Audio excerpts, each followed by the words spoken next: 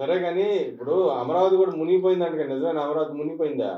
ఎవరన్నా శుభ్రంగా అక్కడ అలా రైతులు అలా అలా సోషల్ మీడియా అంతా అదే కోడైపోతుందిగా. బ్లూ మీడియా అంతా కోడైపోతుంది. మంత్రులు కూడా కోడైపోతున్నారుగా. మీకు ఒకటి చెప్పనా, ఆ!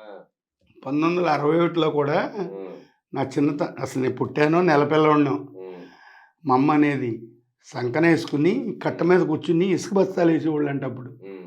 అప్పుడు జగన్మోహన్ రెడ్డి పుట్టలేదుగా, నేను పుట్టలే, హ్మ్. వాళ్ళ నాన్న పుట్టలే, హ్మ్. మా నాన్న పుట్టే ఉన్నాడు.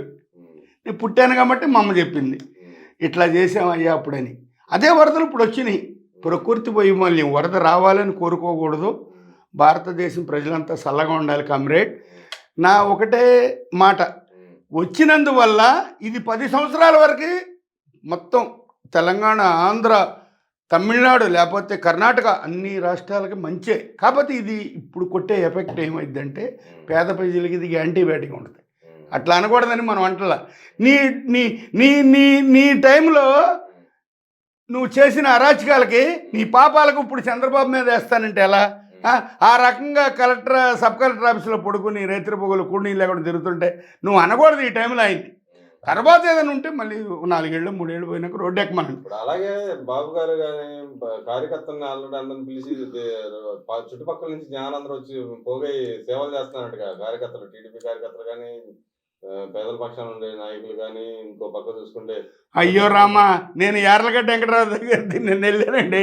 అసలు గన్నవరంలో టాటా రైస్ తిరుగుతున్నాడు అతను, నా చుట్టుపక్కల పల్లెటూరులో. అసలు ఎవరండి ఆ గద్దె రమ్మన్ రావు? మన చంద్రబాబు గారిని ఒక డాబా ఎక్కించి చూపిస్తున్నాడు ఇలా లాసిపోయామని కరకట్ట పక్కన.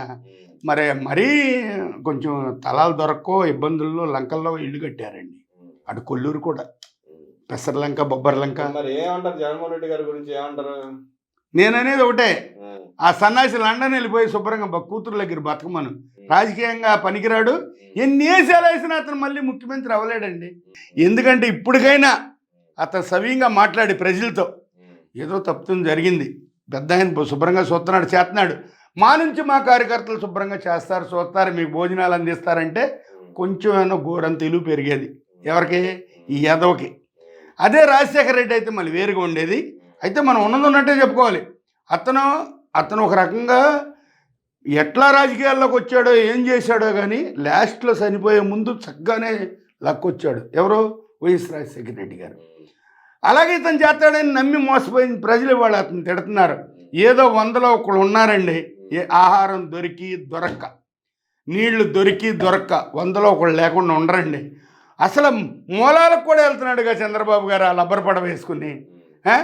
సీఎం లెవెల్లో ఉన్న ఆయన 3 సార్లు ముఖ్యమంత్రి అయ్యి 72 ఏళ్ళు వయసు వచ్చిన ఆయన అంత నీళ్ళలో వెళ్తే గమ్ముక్కుని ఏదన్నా ఆ పడవకి ఏదైనా బెజ్జం పడి మునిగిపోతే చచ్చిపోవడమేగా.